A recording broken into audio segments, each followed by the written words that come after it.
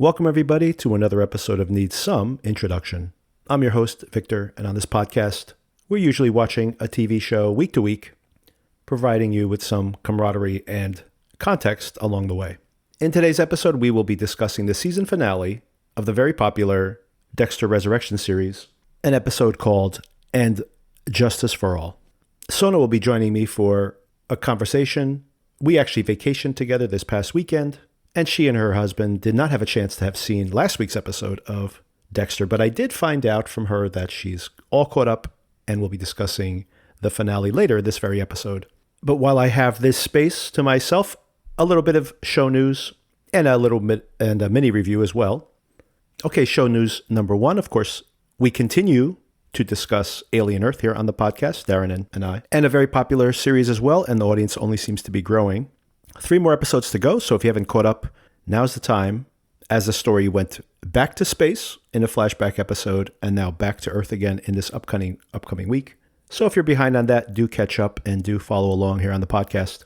And of course, Sona and I kicking off our next show or coverage, the series Task on HBO. So Task is HBO's latest prestigious TV offering. This comes from the creator of Mare of Easttown, Brad Inglesby, and it's a story of a character played by Mark Ruffalo, who has suffered some tragedy in his personal life. He's a detective, but is pretty much out of it, no longer wants to be involved in more high-stress police work, and is dragged into a task force, where the title comes from, by his boss, Martha Plimpton, to investigate a rash of burglaries of drug stash houses around the Philadelphia area. If this sounds familiar, by the way, very similar to the book and series based on this, at least in plot, to the show Dope Thief that we partially watched here on the podcast. And these drug thefts are being orchestrated by a character played by Tom Pelphrey from Ozark, who's getting rave reviews in this particular show.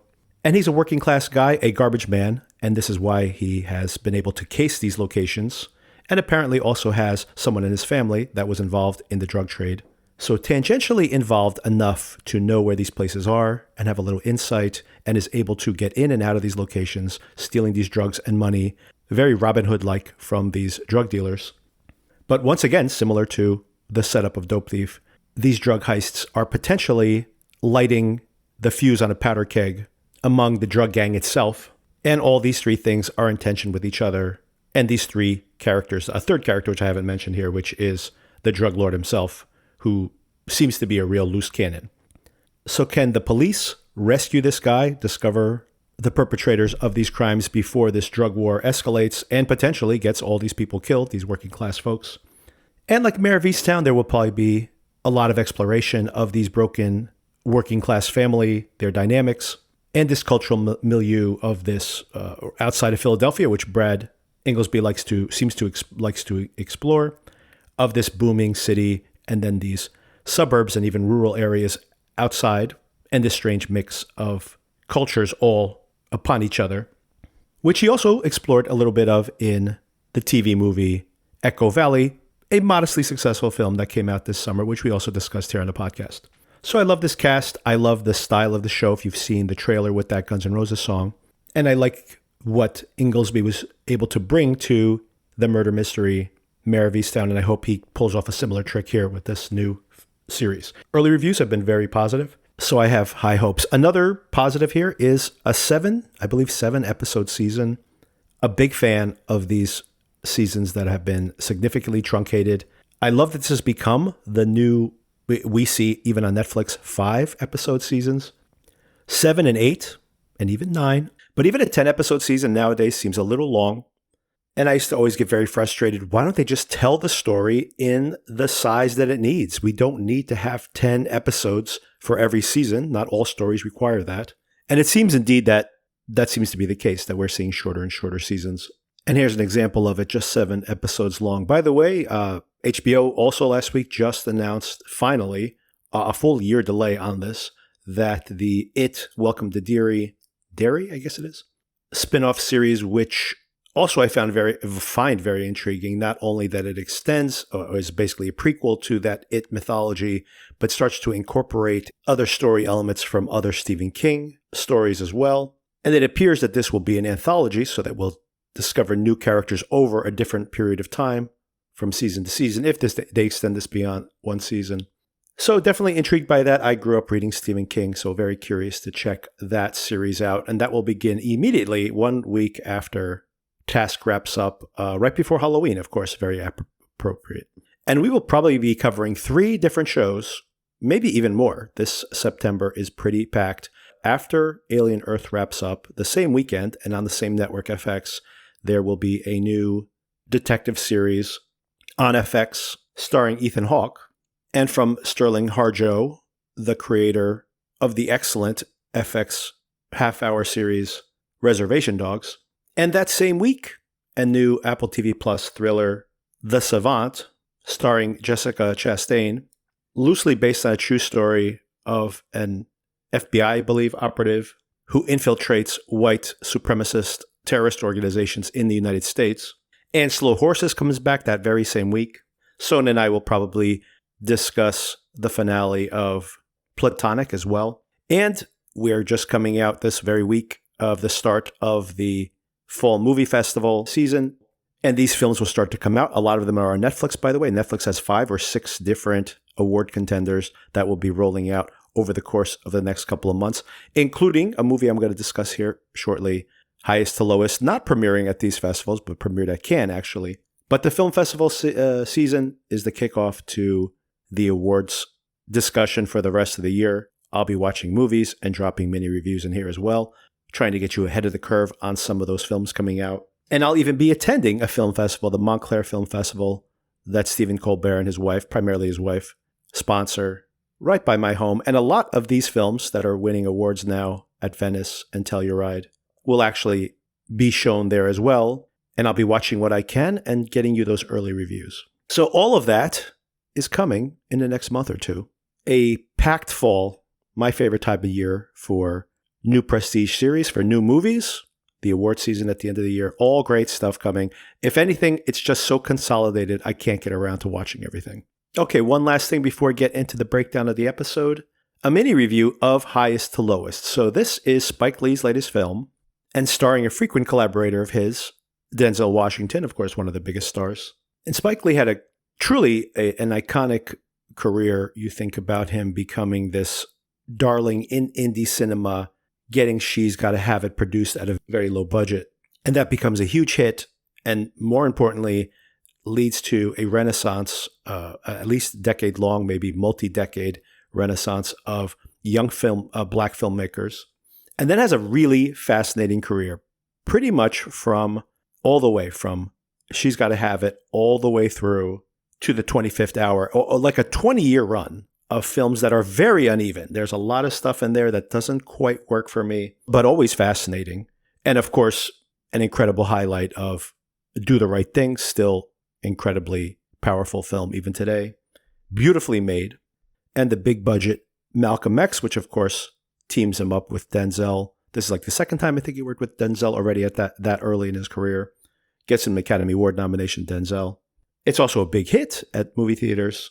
And he also starts making these really powerful documentaries, whether it's For Little Girls or whether it is his investigation of the fallout of Katrina, When the Levee Breaks. And then at some point, pretty much after the 25th Hour, which interestingly was pretty successful considering modest expectations of that, and the subject matter exploring the immediate aftermath of 9/11, things became much more uneven. He made a pretty terrible film that flopped called She Hate Me. But then a couple years later follows it up with his biggest grossing film of all times, Inside Man, a pretty straight ahead heist thriller, terrific film, by the way, very fun. Maybe not as personal as you feel some of his films have a much more personal connection, but maybe a little impersonal, but very well made. A lot of fun to watch that, and just a clever plot as well. And then things get very variable. Most of his films are not successful either with critics or don't make money in movie theaters, or usually a combination of both. He is still making documentaries. He's shooting Broadway shows. For example, he shot the final performance of Passing Strange. He also won an Emmy Award, I believe, for directing American Utopia, the filmed version of David Byrne's very successful Broadway show. So pretty eclectic as he's become an elder statesman. Oh, and of course, after that pretty uneven patch, huge comeback, makes Black Klansman, wins an Academy Award for the screenplay. And he's done very little since then. He's worked with streamers now. He has this Netflix film he made, The Five Bloods, which didn't really work for me, to be honest. Not to want to digress on that, but there was supposed to be a de-aging effect on the actors, which they couldn't afford in the 11th hour. So they have them play their younger selves without the de-aging. And it just weird. I mean, I know that's just the byproduct of the project, but that show, speaking of highest and lowest, that film has such great moments in it, and then it really doesn't quite work, which, by the way, can be said of a lot of Spike Lee's work, I have to say. And that's the last thing he directed back in 2020 until now, which this film, Highest to Lowest, a remake of Akira Kurosawa's High and Low, played at Cannes and got very strong reviews. Those reviews have seemed to, over time, that rating has seemed to erode over time. But I was so excited for this because, and maybe part of my disappointment with this, and just prefacing all of this with the fact that I didn't really love this film, might have been because of this anticipation. Oh, it's a comeback. It's a genre film. He gets to, I think of like The 25th Hour. I think of Inside Man. I think about where he is playing with genre and then can still put his ideas in there, but in this framing device of a genre exercise, which has worked for him in the past. You have Denzel Washington here again. And by the way, High and Low, the original Kurosawa film, another thing that probably hurts this project, but made me excited for it, is one of my favorite Kurosawa films, one of my favorite films of that entire era.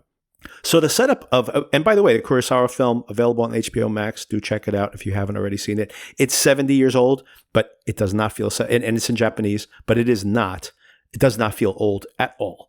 And that's why it's been remade here. And if you hear this, I find this really fascinating, by the way, that here's a story 70 years old, an adaptation, by the way, of an American crime novel, but set in Japan in the 1950s, following the war, of course, this rise of capitalism that has, in many ways, alienated Kurosawa from the old culture. This modern capitalism had come in and washed away the old culture of Japan, and obviously they needed something, considering their defeat at World War II had kind of broken the country to a large extent. But he was making a clarion call there that, Kurosawa that is, that the country was maybe surrendering too much of itself to this fixation on capitalism and growth. And the reason I bring that all up is because these are themes that how many movies in the past 2 or 3 years have that exact same theme. So this has been around, this fear of the depersonalization that comes with rapid capitalistic growth. And it's what we see in High and Low. It's what we see in so much of the cinema of the 70s. It's what we see in Parasite happening in South Korea. And it's, of course, what we see in so many of the films we've seen in the past few years. This critique of modern capitalism. And it's been going on for decades. Anyway, in the original film, the setup, same for this film here. We have an incredibly rich master of the universe. He is in the midst of a huge change in his career. He needs a large amount of money to make a corporate pivot. I'm keeping this vague, of course, because the cultural milieu of both is very different, but the setup is the same. He needs access to his cash. And at that moment, he has just dropped off his son, much younger son in the original version than this one. He's a teenager in this one, maybe even college age. He gets a call that someone has kidnapped his son. And the kidnapper wants a very high ransom. And all of a sudden, all his plans for that money are out the door. But of course, what is he going to do? His son's life is on the line. And then this is given away right away in the new film. But I'm going to keep it vague in case you have no familiarity with this. But I'll just say that in the original film, probably a third of the way through the film, there's a revelation. And that revelation hit me so hard when I saw that film because it changes all the stakes up to that point, and of course, the rest of the plot as it unfolds. And it makes you ask yourself big moral questions about now all of a sudden, all the calculations we were just making about, well, this is such a huge amount of money, but of course, what else can we do? And suddenly we start to backpedal on our decisions, as does the character in the film. And it makes you question yourself. Like, it makes you complicit in this love of money above all other things. So it's really powerful. And then, of course, in that original film, it's probably right at the halfway point that the story shifts to the kidnapper. And then we see his backstory. And he is high and low. He is at the, we're not in the most posh living condition imaginable. We're in the lowest of the low possible living conditions in this modern Tokyo. I think it's set in Tokyo. So now we have this huge whiplash of the opulence of the lifestyle we saw before to this low lifestyle. And like the lower depths or something, this point of view from this lower strata, and now being on the opposite side of this net closing in on this perpetrator. So it's a brilliant film, and once again, probably problematic to compare it to this one because of all these expectations, everything I just said, and how much I like that original film. I was really disappointed with the decisions that were made early in the going of Spike Lee's film, Highest to Lowest. But I do say, if you start watching this, is available on Apple TV Plus as of Friday, this day that I'm publishing this episode. So you'll be able to watch it easily at home. If you are a fan of Denzel, if you are a fan of Spike, if you are curious about this project, in my opinion, I think that over the course of the film gets better and better. Everything that tightly couples it to the Kurosawa film weakens it, and it just doesn't hold up in comparison. And this isn't just because I'm comparing it to that film. I just think there's some bad filmmaking early on in the film. There is this score, this incessant and not very interesting score that plays constantly in the first third of the film or so. And it's this very light jazz. I mean, he uses jazz in a lot of his films. His dad, one of the composers of films before. But this is not more of that style of jazz. This is a much more generically soft jazz type. And it plays constantly, and it doesn't add anything thematically. And worst of all is the fact that the setup of this film is that Denzel is this master of the universe, a Barry Gordy-like figure who was like the voice of R&B, discovered all of a generation of R&B. And I should say that there's something that's very commonly happening now. There is a corporate consolidation, a large venture capital group that wants to buy the catalog of artists and their publishing rights. Something, of course, that we hear in the headlines all the time now, very common, that artists are selling their masters and their catalogs for huge sums of money to these venture capital groups. So that's what's about to happen here. He might get richer than ever, but of course he is constantly, and this is a little irritating as well in the film to me, sounding off about, the culture today. But there is an interesting thematic point here that I think Spike is making as well, that he is saying these giant corporate companies, they're sucking all the life out of our art.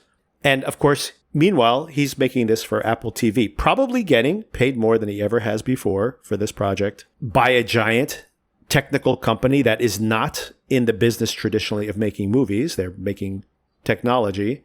A similar parallel to the critique being made inside of from within the music industry in the movie itself. And yet he is doing exactly that thing. He is selling out, basically. If this is a film about the dangers of selling out, and is money worth more than your soul in a way? And if that question is there, it is not very well addressed because, once again, this is coming from Apple TV. So it's like the call is coming from inside the house, folks. And there is an interesting conversation to have there, but the film itself doesn't seem to want to interrogate it that much. Okay, so everything I'm saying is how this first third of the film doesn't work. For me, it doesn't work, right? If you're vibing with the film as you're watching this first third, you're going to like the rest of it. Because what does work is very different than the original film, is that after that third and that same plot reveal comes, and by the way, that's another criticism I have. I mean, the characters here in that first third, discovering the son's been kidnapped and the interactions these folks have with each other, and especially the mother. I don't know this actress very well. I don't think she gives a very good performance. Then again, she's probably giving the performance that she's asked to. Seems to just kind of be like, oh no, it's terrible. My son got kidnapped. Oh, that's awful. The tone of that is crazy.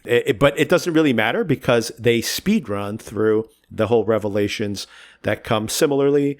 Things aren't quite what they seem. Once again, I don't want to spoil this in case you're not familiar with the story. And then once again, the stakes are changed at that moment.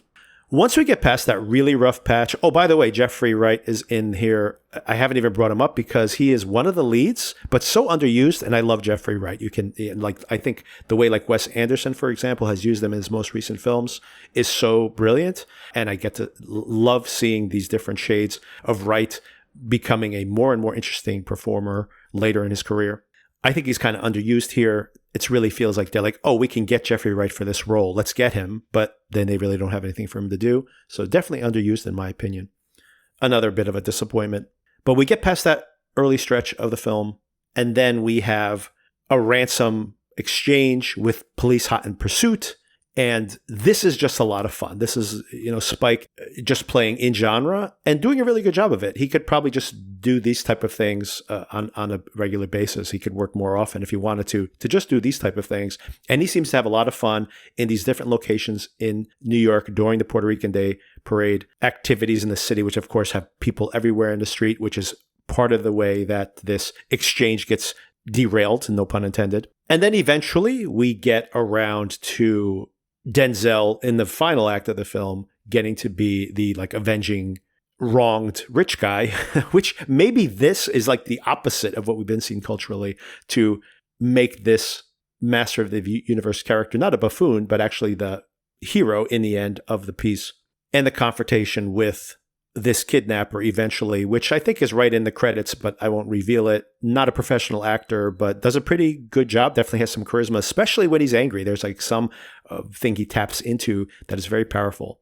And the last third of the film is straight up genre, but it's fun. It's funny. There's a lot of comedy in these last sequences. So it definitely gets better.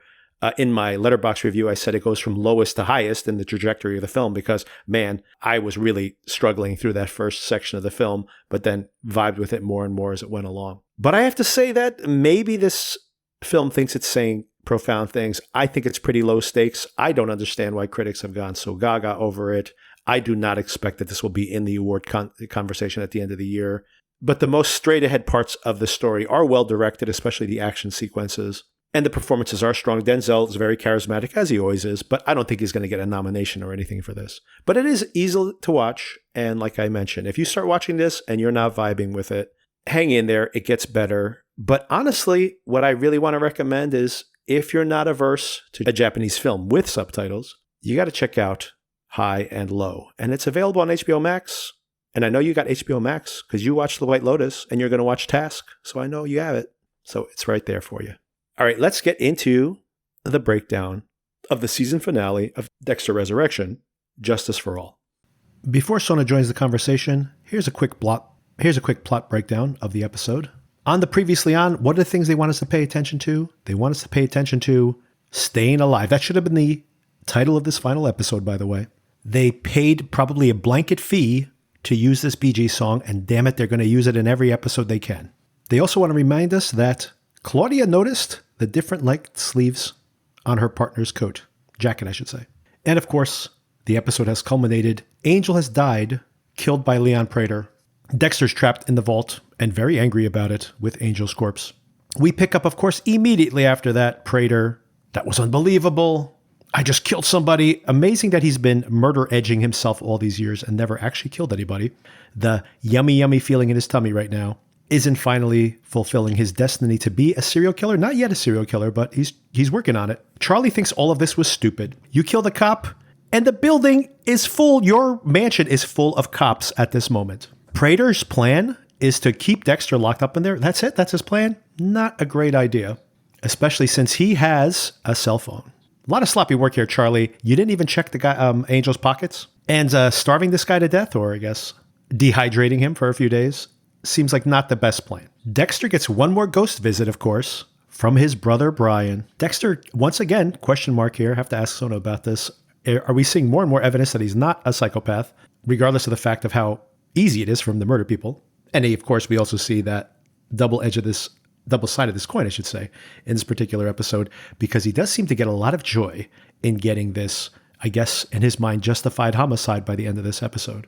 But Brian says you're lying to yourself. You're using fake dad to convince you that you're not the sociopath or psychopath that I know you are. But he's like, I feel it. I feel it in my chest. Angel dying has hurt me. Again, not sure this is true psychopathic behavior, but I guess that's a conversation point to explore later. Brian does remind him that he could have been with people like himself, killed his brother, killed these other psychopaths to protect people like Angel. He says, I'm glad I killed you when I had the chance. By the way, Brian not dead in the series of books, just to point that out in case you plan to read these books at some point in the future. Dexter's trying to figure out any way to get out of this room while Ghost Brian taunts him. But of course, Quinn calls on Angel's phone. Harrison, of course, is in Angel's phone, and Dexter makes a call. Pretty funny sequence here. Harrison's hooking up with his girlfriend, and he keeps ignoring the call, assuming that it's Angel, but of course it's not Angel. Pretty funny reaction when Gigi realizes she's just made the sexual comment to Harrison's father. Dexter needs Harrison to come. Harrison, of course, reaches out to his friend who made the offer for him to come work with him at Prater's event. And conveniently, Dexter's like, oh, hey, all those research files, they're not digitized. They're physical, and they're all here in the room with me. Dexter starts looking through these files. There's got to be the code here somewhere in this folder. We find out that Charlotte's real name is Charlie, last name Brown. Charlie Brown. Wow. Unfortunate to say the least. Dexter's first guess at the 8-digit code is the date of his parents' death, which is his origin moment. So he's waiting for Harrison to come outside that door and enter the code. Pretty weird. I mean, maybe this was addressed and I just didn't notice it, but he hosts this gala every year on the year his parents died. I mean, I'm sure this is part of his biography, so people are aware of it. Pretty morbid, even though maybe presentational. It's like, well, this is where he became the person he is now. Little do they know that they're talking about his fixation on serial killers. Harrison has arrived. He's using the phone, FaceTiming, so his dad can watch and guide him to the penthouse. Claudette arrives, and she makes another commentary that the sleeves are still uneven. Good thing they seeded that in the previously on. I would have forgotten that detail. A very important plot point. Interesting that Prater is right next to Harrison and doesn't recognize him when they're a couple of feet apart, but later on we'll pick him out across the room. Harrison eventually is able to get to the staircase that leads to the penthouse by telling one of the security guards that one of the waitstaff is publicly high, throwing his friend under the bus. This is unresolved, by the way, by the end of the episode, but he's got a lot of explaining to do to his friend later on tonight. It's not the first time he's gotten this guy in trouble, by the way. Dexter gets to the penthouse and is able to pick the lock, but of course, Charlie's right there waiting for him. She heard the jiggling of the lock. She goes, it's interesting you're risking your life for a man you barely know. And this is the first important interaction here between these characters. Dexter tells Charlie, look, your employer has been keeping tabs on you and is going to blackmail you, probably. So you're always going to be under his heel. This is the final straw for her. She's like, I'm out. I'm not doing his dirty work anymore. And he says, by the way, my iPhone can airdrop this file to a bunch of police officers. I don't know who these people are, but there's a lot of airdrop options on my phone right now. And there's a lot of cops here in the building. This room should be way more protected against any kind of wireless communication, by the way. Some little copper wiring, all you would require to make this place much more hacker-proof. He says, I will not release these files if you let my son go and you release me. Her plan is, I'll let your son live. You're still going to die in there. If anything happens, I will track down your son and kill him. And you know I can do it. You've seen my file. By the way, tick-tock, 5% left on that battery. I'm not sure you could FaceTime for this amount of time with a 5% charge. Dexter has just enough time to give him that 8-digit code. But wait a second, it's the wrong 8-digit code. He remembers at the last second. It must actually be the prisoner record for the original serial killer who killed his parents, Prater's parents. And then in the final moments, Harrison's waiting. Wait, Dad, what do you want me to do? Which one? Which code? And the battery dies. Harrison pushes the button and it's the right code. He tells Harrison right away, you got to get out of here. Go through the servants' quarters. Be as unobtrusive as possible. I got some cleaning up to do. He wants those files of all those other serial killers. Of course, this will be setting up the next season. Dexter lost his thumbprint, so he can't go through the main entrance. Harrison has to find his way the same way he came in. And Dexter somehow miraculously can clean up all this stuff. He finds one of the backpacks, which is another souvenir from one of these killers, puts all the serial killer folders into it, and he's able to do like wipey. Now, he's been like grabbing stuff, throwing it around the room, and somehow they've been cleverly able to, or I should say he is good enough at this that he has removed all his fingerprints. I'm suspicious that there are no fingerprints of his at all in this room, but I guess we'll buy it for now. Harrison's working his way out, and Charlie confronts Prater. She says, I'm quitting. I saw what you did. You compromised me in those photos, and you're going to let me go because I have a lot of dirt on you, and I can easily blow up your world too. So mutually assured destruction. Again, I'm taking my mom, I'm leaving, and you're never going to contact me again. Hilariously, just as Harrison's about to make his escape. He runs into Claudette and her partner. He bumps into the waitstaff that makes a ruckus in the middle of this event. Prater's on stage, angry still about Charlie. He jumps behind a bush, is hiding behind this bush for quite some time, I would assume, through most of these proceedings. Dexter does eventually find his thumbprint. Angel was holding it for him. Harrison could have just waited another moment to make his escape, but instead he hops out a little too early. Prater sees him, now recognizes him for some reason. He goes to see the security guard, tracks down where Harrison is currently in the building, and tells the security guard, conveniently for what's to happen next, to turn off all the security cameras. He's like, what? Okay, sure. You're the boss. Oh, and by the way, give me your gun. He intercepts Harrison and he's exiting through one of the alleyways and calls Dexter from Harrison's phone. I guess Dexter's found his phone and his belongings somewhere and says, yes, he's still alive, but you're going to meet me back up at the vault. And Dexter has to go right back into that building again. So this is the next big confrontation in the episode of Prater says, I have that itch and that need now too. You helped me become the serial killer I've always wanted to be. Maybe this was my destiny all along, he says. Dexter offers himself. Kill me. Last week I joked that Dexter could position himself as, hey, I'm a shark that only eats other sharks. I'm the top of the food chain. And he's like, hey, if you get to kill me, think about that. What a badge of honor for you, Mr. Serial Killer Collector. Prater thinks about it. He says, no, I want you to witness my first non-impulsive kill, a cold-blooded murder. Prater weighs this out. Do I want to make this murder? Do I want to kill the biggest shark in the sea? Well, I can't leave any witnesses. Sorry. No witnesses would imply Dexter himself, I guess, unless he thinks he has enough leverage on Dexter. Pragmatically, he should kill Dexter first, but I guess he wants Dexter to witness this. So pretty cold-blooded on his part. And, any kind of mild empathy we might have for this character, they're trying to erase it here through these plot machinations. Dexter tells Harrison, I'm sorry I couldn't provide you the protection that I wanted to. And somehow protection, this word, reminds Harrison that when Dexter said protection before, he meant his knockout drug, which he happened to have with him. Prater does seem in that moment to actually want to kill Dexter first, which once again is the smart thing to do. Harrison takes this as a chance to inject him with this drug, which happens to work very, very quickly. I don't know anything about this drug. Maybe it does work this quickly. Harrison says, that better be the last time you told someone to shoot you in the chest. Ha ha. You remember you told me, Dad, and now you told Prater. Well, don't make a habit out of it. So now Dexter finally is like, you really, really got to get out of here.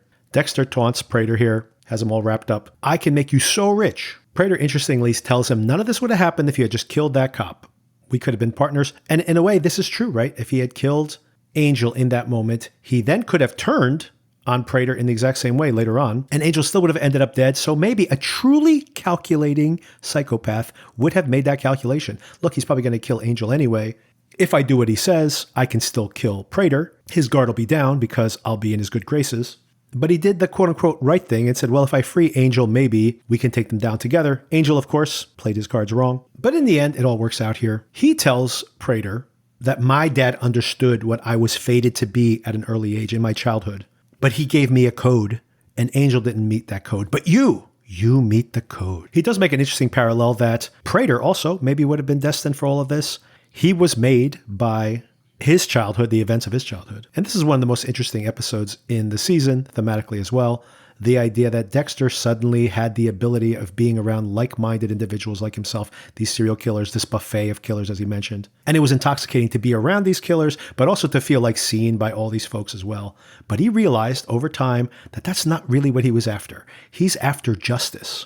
And maybe that is what he gave to his son. Not the psychopathic tendencies, but maybe the need to seek justice. And justice for all. It is funny here, by the way, that Prater's like trying to play and like, I knew you'd love it. Oh, yes, I knew this is exactly what you would like. And he's not really catching on to where Dexter's going with all of this. Prater does ask him, oh, it's not about the thrill of the kill. And he goes, both things can be true. He wants justice and murder.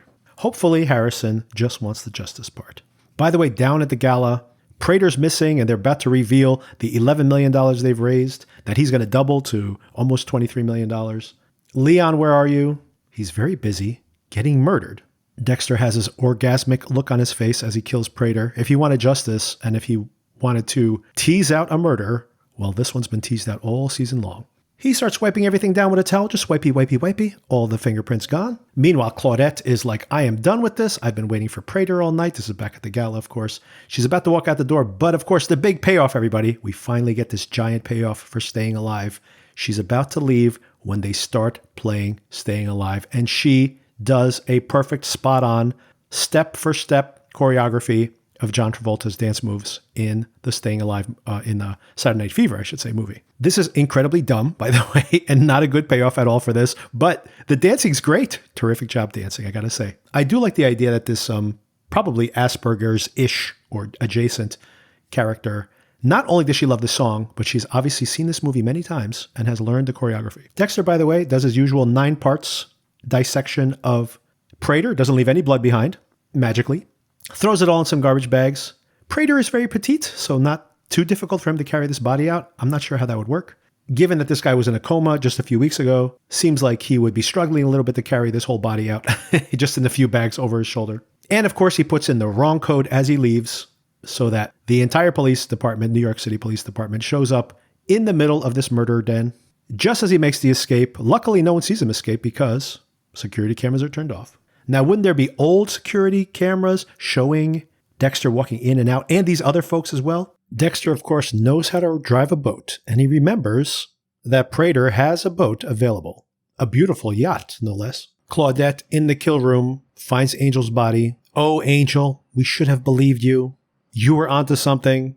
They're just going to drop this investigation once again. Hey, there's going to be a lot of investigation here. I'm pretty sure that Dexter's fingerprints are going to be all over that house. Maybe not in this room. And that'll be pretty suspicious, especially considering that they find the weapon used by the New York Ripper and the identity because the folder was left behind to help close that case. If Claudette is this smart, maybe this is a setup that she will be onto Dexter in the next season.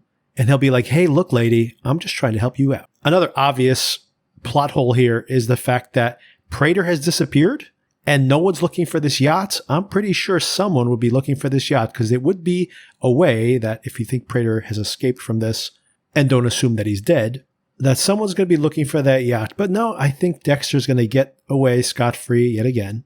And conveniently, nobody will come looking for him. Of course, the biggest shock of all, those aren't the shocks in the finale here. The biggest shock of all is that Charlie's mom is totally coherent.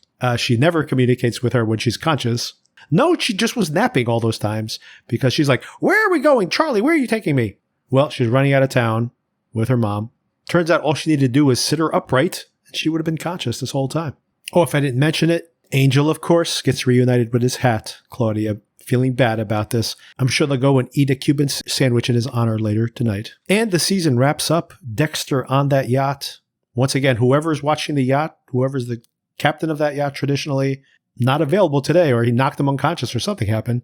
The Statue of Liberty in the background. Of course, liberty and justice for all. Liberty for Dexter here, and justice as well. And Dexter says, maybe I'm not built for solitude. Maybe I'm supposed to be the family-friendly serial killer. Speaking of family-adjacent serial killers, we have, of course, Al, which was the one that got away this season. But of course, that's the folder right on top that Dexter has on that pile of murder files, or murderer files, I should say. And we see this montage, Blessing, dancing with his wife. He misses Deb. Maybe Deb is coming back next season. No Deb this season. Gigi and Harrison dancing as well. And in the voiceover, Dexter says that he used to want to have a normal life, be normal. But who is he kidding? This is who he is. He's exactly who he's supposed to be. He's exactly who we want him to be. And yes, indeed, fans of this season of this show got exactly what they wanted. A lot of fan service this year and a very fun season of show. Silly, of course. A lot of plot holes here, but this was a lot of fun. I think this season could have been even better, and I will get into all those thoughts with my conversation with Sona that we're going to jump into right now. All right, Sona, I know you have a very busy day ahead of you, so let's get right down to it. I have some questions. So first of all, last week's episode, we didn't get to touch base on that. We could talk about both of them in tandem. How do you think last week set up this week? And were there any surprises for you in this particular episode? As you know, I generally feel like the penultimate episode is the big one of any given series. I had lost track of where we were in this season and how many episodes were left when I watched last week's episode. And I thought it was an amazing episode. I think you had to suspend your disbelief about a few things in order to go along with it. There was a little hand wavy, but still the story is so fun. And it's just such a fun ride to be on that I'm willing to do that in a way that I might not be willing to do it if I weren't enjoying it so much. You know, I'm so sorry for how things turned out for Angel, but I was surprised at how it actually all played out and how it happened. Were you surprised by that? You mean Angel dying or? Well, how he died. I mean, I'm not surprised they would have killed off Angel. I guess I was. I was a little surprised they killed off Angel, although I guess he's so close on the heels of Dexter, unless season 2 would be like the story of Dexter on the run, like the Incredible Hulk, or like the prisoner. Not the prisoner, I'm thinking of the fugitive, where he's on the lam and he's got someone hot in pursuit, just missing him from town to town. That unless that was to be the premise, then Angel had to basically go because he was too close to discovering every single secret of Dexter. So I guess this was a way to have him bow out and still kind of be a hero to the show. Are you surprised by the fact that, you know, he ended up on Dexter's table? Is that what you mean? That he ended up on the table and that it was Prater in the end. Yes, that shot him. Yeah. Shot him. Obviously, well, not obviously. I think it would have been unusual for anyone to see that specific sequence of events coming, right. I suppose, but it did surprise me nonetheless. And I felt like last week's episode, together with this week's episode, really did keep me on the edge of my seat as far as seeing how things would develop. I think they did a great job of storytelling. You know, I was really excited and interested to see what would happen next. I felt very tense at times. So I feel like it was a really great story, even if not necessarily a bulletproof plot, a very great story. Yeah. Yeah, I have a lot of questions, especially in this week's episode, as to like some of the logistics of this or the reality of how this makes sense. I have a list of questions to ask you about this week's episode. First question I have for you: this episode is called "And Justice for All." By the way, we see the Statue of Liberty in the background multiple times in the final scene. So I guess liberty and justice for all. Not sure how that all ties together. Liberty because Dexter's free. Maybe that's what it means. But my first question, more importantly, Sona, of course, is shouldn't this episode have been called "Staying Alive"? I mean, one thing that occurred to me as I was watching this episode is we talked about how funny the first few episodes of this were. I mean, it was almost a sitcom, right? Yeah. And I feel like it took a much more serious turn in the back half where it wasn't so much dark comedy as in the front half. But wow, was that a laugh out loud moment for me when Staying Alive played at this gala. I mean, I literally was sitting in my apartment alone and I laughed out loud. I did also find it very interesting. I made this call out when I did the plot recap here, that in the Previously On, the very first thing we see in the Previously On, she calls out the fact that the sleeves are different sizes on her partners.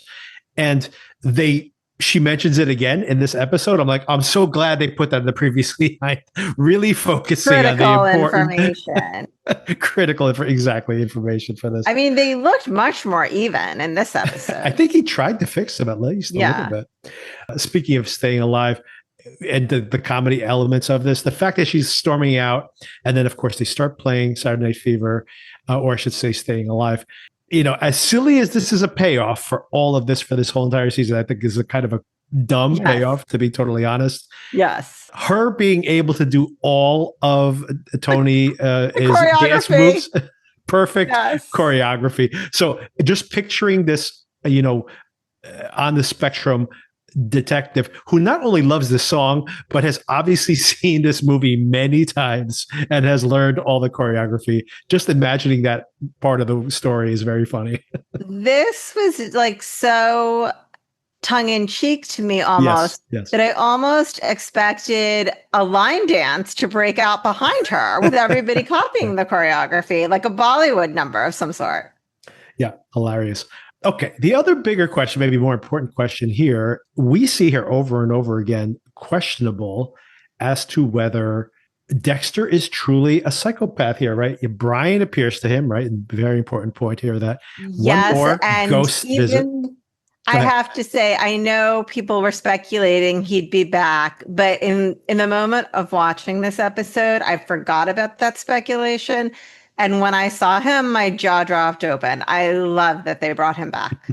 Yeah, great to see this actor, who doesn't seem to work that much. I don't remember seeing him much recently, but fun to see him back here. And that was a real surprise for me. Like I did not expect that, even though I'd heard rumors that it might happen. But it's like as if he's questioning, hey, how much of a psychopath are you, buddy? Why are you feeling bad about Angel's death?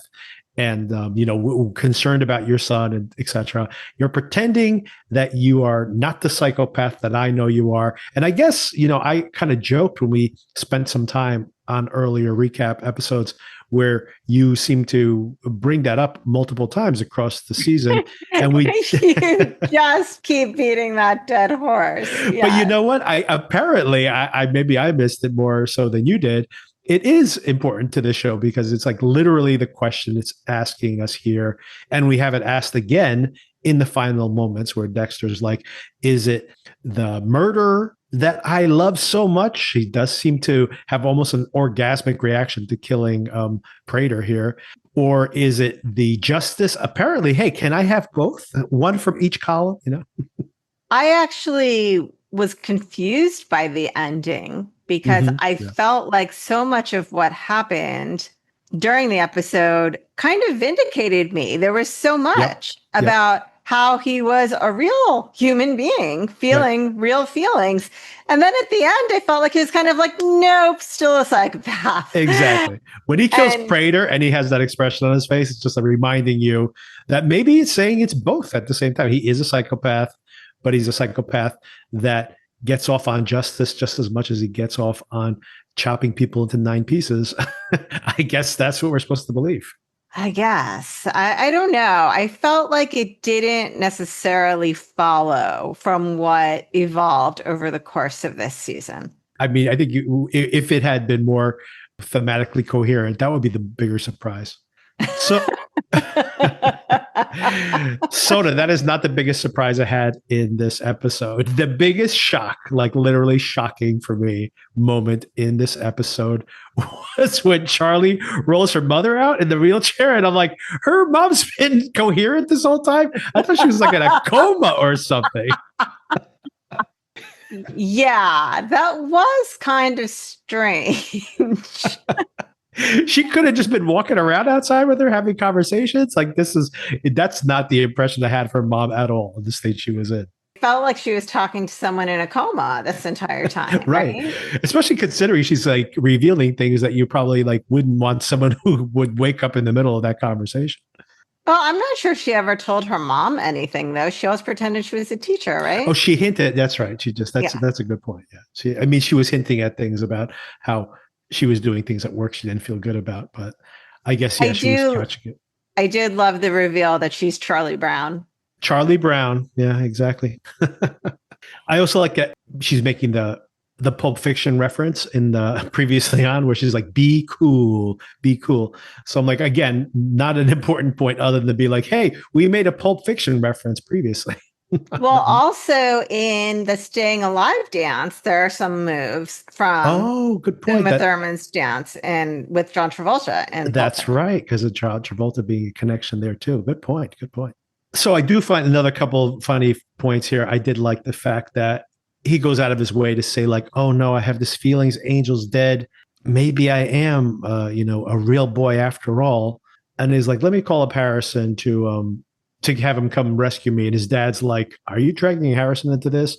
And he's like, yeah, I can protect him. So again, This seems more like, straight up sociopathic. It's like, it'll all work out. It'll be fine. Yeah. By the way, I don't remember Harry being as profane as he has been in these last 2 episodes. Yeah, the last couple episodes he's gotten, exact kind of right, fun. like a lot of cursing. Has he always been that way? I don't feel like it. Normally not. He's like an idealized version of the. Yeah. I actually called that out in my solo recap last week, where I said that when he was like that bitch, I was like, whoa, chill out there, Ghost Dad. What's going on? Speaking of where all the characters land here, so of course Dexter is so many plot holes here. I gotta say, so many plot holes here, right? The security camera's been turned off, fine, but are they? There's going to be records of these people coming in and out of the building from previous, unless he scrubs all the the security cameras, which he shouldn't, because God forbid, someone makes a package delivery and turns out to be casing the joint. You definitely want to have those records. Anyway, first of all, there's a lot of these people who turned up dead later on showing up at the house, very questionable. And I'm sure that's going to be on the security tapes when they start to investigate this.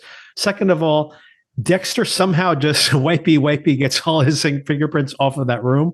I'm sure he missed the spot somewhere, but more importantly, yes, he touched so many things, everything in the room. I totally agree. But not only that, at some point they're going to run fingerprints on the entire mansion, and Dexter's fingerprints are going to be everywhere. And of course, that's going to lead back to Harris and then to Dexter. Maybe that is a thread that will be picked up next season, but we can speculate on next season. I don't think that's going to be the case. And of course, then he leaves in the yacht, and I'm like, does he have security for that yacht? Does he have a captain? Did Dexter knock the captain out or something? Because he's just driving that boat away. And by the way, Prater's not known to be dead. Prater's supposedly on the run. And no one's going to be looking for his yacht? I don't know. This seems to be like a bad escape plan for Dexter. And I was also surprised that like Gigi really doesn't turn up in any way. Yeah, and the injury meant nothing. Yeah, nothing. They again draw attention to it because she's wearing the brace while she's dancing around with Harrison in that like montage in the final moments. But that didn't mean anything at all. Total red herring. Turns out she's just a girl in the world. And we know exactly who the New York Ripper is. Yeah, we do know. He's a character from previously from the series? No. I mean, they gave us the name. We thought there was going to be some kind of mystery as to determine. Oh, right. That would be somebody that somehow we had met at some point in. But, a nicely labeled file folder with his serial killer name and his real name right next to it. By the way, that doesn't also need, maybe I should say, would be another thing that would draw some attention to Dexter, that he is part of the reason that they've started to reinvestigate this mission. And then conveniently, they find the weapon and the file left out for them. It's all kind of weird. So yeah, this does not hold up at all. But I mean, and also just Dexter's priorities and getting out of that house. Like he's, yes, he found a bag to collect everything in. I mean, go, man. Right. Well, I mean, he had to spend a lot of time cleaning up the place. Yeah, that's fair. It also seems when you look at the clock that Prater has, he's down there and he goes, hey, in 9 hours, we're going to reveal the total. So then he's upstairs. And once again, this could just be the way that it's edited together. And we're supposed to assume that he killed Prater right away and then spent 8 hours cleaning up, which is probably more realistic. But it seems like he kills Prater, and then 10 minutes later, he, draws the police's attention to the murder room. No, my recollection is that announcement about doubling the donations by 9 p.m. is made at like 8:20. I think they showed the clock. I think it's only been 40 minutes. Oh, really? Wow. That's really impressive. Yes. I thought the clock was running in the opposite direction. That would be very funny if this is just 40 minutes. Oh, interesting. You thought it was a countdown clock. Yes. And I thought it was. But I think you're right because it says 9 hours when I think you might be right. If he did all that in 40 minutes, that is impressive. Not only did Very productive, he bound him multitasker. up, he killed him, cleaned up the crime scene. He, dissected him, bisected him. He put him into trash bags. Carries him very easily, by the way. I know he's a petite person, but I mean, he still seems to be carrying this guy very easily, considering that he was like in a coma 3 weeks ago. But I guess all his strength has come back. It's muscle memory, as we've said before. Well, also, where was all the plastic wrap? Like, I guess. Right. They just had it there for him. I mean, they had it to wrap Angel, I guess, and maybe they like had extra. He found the extra. Yeah. Or maybe he made, he had a little bit of time. He went down to the kitchen. Ducked out to the kitchen. Yeah. And no one followed him back up to the penthouse. He's just like, oh, sorry, I'll be back in a few minutes, guys. Have you seen Prater? No, I don't know where he is. All of this is very funny. I mean, that's like a whole, more than a container of plastic wrap that you would get in a grocery store to wrap up a person like that. And how did he, think about it. He kills Prater and he chops him up. And where does all the blood go? He didn't leave any blood behind. So, yeah. He must have had like a giant vat or something that he also took with him that we didn't see him carrying. Right. Anyway, all of that very questionable here.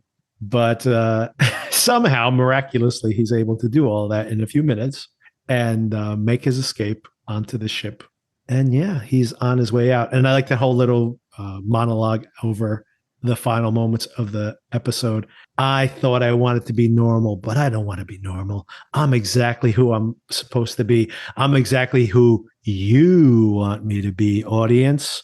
And indeed, I think that is. I mean, people loved this season. I agree. That was like a little meta comment for us rooting for the serial killer to get away with it. Yeah, and also being like, it's almost like the showrunners being like, you didn't want to see. We tried to kill him twice. You guys weren't happy with it. You guys love this, though, don't you? And he's right. Audiences love this. I loved Harrison's comment. Can that be the last time you tell someone to shoot you in the chest? Yeah, I love that too. Exactly. It's just like, don't make that your move all the time unless you're wearing a bulletproof vest, for God's sakes. This again, Dad. Dad, is that always your move? Shoot me right here, right here. If he's wearing a bulletproof vest, that would be a good reveal there at the end, that if he had been shot and then been like, see, I wore a vest this time. I learned. Right. I love that whole thing where he like telegraphs to Harrison to be like, remember when I said protection and I meant the syringe? Did you bring the syringe? Yes, he did. I mean, good for Harrison for thinking to bring that syringe. That, exactly. And to pick up on Dad's clues there. Yeah. I will say, like, I feel this was a great redemption arc for the Harrison character, who is honestly kind of annoying in the other version of this show. Yes, this is a much better, much more likable here. He was. I mean, I was going to say he's also playing younger in the other, but I mean, I had speculated that this was maybe like a year later, but no, it's just weeks after the incidents of the last season, and nonetheless, he has matured a lot, I guess, along the way. New York will do that to you; it toughens you up. It's so true. Also, killing your dad toughens you up. Oh, in last week's episode, I had predicted most of this. I'm like, Prater has to die because he knows too much. But the way I thought all these pieces were going to fit together, this was my theory, Sona, that we were going to have Charlie was going to be around and would have access to Prater's funds, and Prater would have disappeared. Maybe people don't know he's dead, or they could just say he's somewhere doing his billionaire stuff, and they would still have access to his funds, or maybe she knows about a secret bank account. And they would be Charlie's Angels. I was just about to make a Charlie's Angels joke myself. See, we're right in the same wavelength. And I'm like, then who would be Charlie's Angels if this is the metaphor that next season would be like, here's your next murder file that you need to track down the serial killer, Angels. Although, Angel had survived, then he could be one of the angels. He could be like shot but had recovered. But I'm like, who would be the angels in this case? It would be Dexter would be one, Harrison, and maybe Gigi. That would be the three angels. Oh, there you go. You got a blonde in there. You got to get a blonde in there and two brunettes. But I had a question, too, about Prater had been funding the mom's treatment. Yeah. Now that he's dead, will that funding stop? And then does she have money to take care of her mom? I mean, I know they were going back to Amherst, but... Yeah, she like blackmails him that he's going to keep paying for this. But of course, if even if this is like on auto pay on one of these giant accounts, he still has billions of dollars, of course. But they probably would lock up his funds while they're trying to investigate where he is. And Right. there's a lot of questions. Once again, the logistics of this don't really make any sense. So Dexter's going to go and like sell the yacht somewhere on the black market and become a millionaire. No one's ever going to go looking for the yacht. It would be funny if next season he actually is driving that yacht around still. Like no one ever went looking for it. But yeah, any speculation for next season? You think he's going to kill Al? Is that going to be number one on his hit list? Oh, what a good question. I do think that's a bit of unfinished business for him. Yeah, So the one that got away. I could see the next season starting with that. Yes. Anyway. That'll be like And, a cold just, open. yeah, closing that loop out in just a couple scenes. I could see that happening. I honestly like Dexter and Harrison together in New York. I would like to see that continuation of that story, but I don't know if we will, given that we saw him driving away in a boat. If you look through the names of the different killers, one of them's like the Yonkers something. I don't remember the details of all the names. But I'm like, I guess they could, he could be like, hey, let's just start in New York to start with, since and maybe have another season here, and then they could also work out from there. And that also would allow, like Claudia, for example, if they want to keep her in a loop, her to close some of these logic loops where they are investigating him. Yeah, so my son was there. I picked him up a couple of times. Yeah, so what? You got no evidence on me, right? Yeah. Like again, this like kind of the plausible deniability he would have. And maybe even like cluing her in, like, hey, I can help you close some more of your cases if you want. There is a way where they can extend this in New York. I don't think they will continue to do this in New York, although it would be fun. They probably would move to another geography from season to season, I would assume. But it would be, I think they left that intentionally open, that there might be some local New York killers that they continue more with this cast. That they want to leave that door open, I think. Yeah, I think they really have a good thing going with this current ensemble, although still mixed feelings towards Claudette for me. Yeah, I agree. And hopefully she'll move on to a different track off the Saturday Night Live soundtrack by next season. Maybe this can be closure for her now that she's right. danced to it at the gala. I feel like I understand what they were going for, but they took it a little too far. Yeah. Yeah, true. But yeah, overall, as silly as the resolution here, and I honestly feel like there were very few surprises. Like it would have been more fun, I think, if all of a sudden they're working for Charlie in some way. She's protected in some way, and she's like, "I'll keep my mouth shut as long as you keep doing for me, and I'll subsidize you folks." Little by little, like Harrison, and he has to kind of lie to her about what they're actually doing if they want to continue with these characters. Would have been a little more interesting. And you know what? And who knows that that's not going to be the case? Charlie is still in play. She's not like dead or anything. And maybe she does reach out to Dexter and say, hey, you're supposed to die in that room. I need you to do me some more favors. And they might even, she's good at killing too. Maybe they'll be the love match for next season. Who knows? By the way, since I didn't get a chance to talk with you about the prior episode, how great was the scene with Dexter and Charlie in the car? That was amazing. Yeah, terrific. Yeah, for a lot of fun. He's still trying to do the whole dark passenger thing, doing a convincing role. Although at that point, you got to figure that he's been found out, or very soon close to being found out. That's another plot gap here in logic, where you think about how close they are to identifying, Harrison's last name. They're so close to identifying that Dexter is who he is. And nobody, not the cops, not the cops making the connection to the crimes, I should say.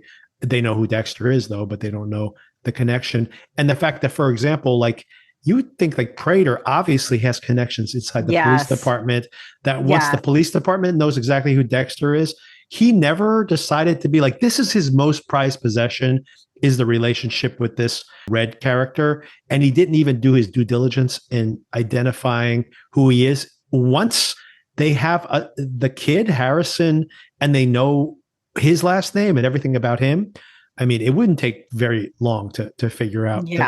what's going on. And all of that was just convenient plotting, I thought. Very sloppy. That's what I was talking about when I said parts of it were very hand wavy. Yeah. Like I don't buy that at all. And we think Charlie's so great at her job because she's so good at tracking people down and killing them. But she didn't even like take Angel's cell phone out of the cell. Not a great move for her. So lots of plot holes, but once again, a real blast, a lot of fun. All right, Sona, we will be kicking off our coverage of Task on Monday. I think we'll reconvene and have that conversation. The episode premieres on Sunday. Cool. And I have another show that you might want to cover instead of that one, but we'll save that conversation for there. Darren actually wants to talk about Task, although we're currently covering Alien Earth. And meanwhile, there is a new Jessica Chastain spy show based on a true story, which is coming to Apple TV Plus later this month. So I think that maybe we start with Task, and depending on which show you prefer, you can actually take your pick as to which one you want to cover. Sure. And once that premiere date comes, which is later in the month. But I think you might like that if you want to track it down. It's called The Savant, and it's based on a true story of this woman who infiltrated white supremacist groups. Her cover gets blown at some point and tension rises, etc. Oh, that sounds stressful. It starts the very week that Alien Earth wraps up. But I'm like, maybe the female co-host should be talking about the female-centric TV show. Although I can't speak to what it's like to be white. That's true. That's true. But you probably do know what it is like to be surrounded by white racist people. And being very uncomfortable about the situation. Yes. We'll continue that conversation in our next meeting. Can't wait. Thanks again for the conversation. Thank you. All right. Take care. Bye-bye. Bye.